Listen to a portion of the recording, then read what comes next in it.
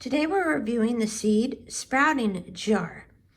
It comes with two mesh top lids with a stand and two draining caps. It fits on a wide mouth jar.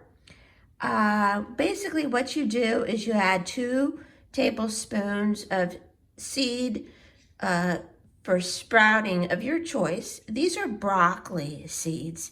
You put the cap on and you fill it up with water and you let it soak, and then you drain it and rinse it again.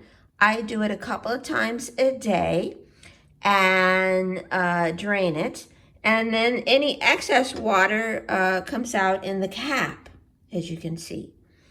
And here you have some nice sprouts. It fits on a wide mouth jar like this, and here is the draining cap. So it does come with 2, so you can grow plenty of sprouts.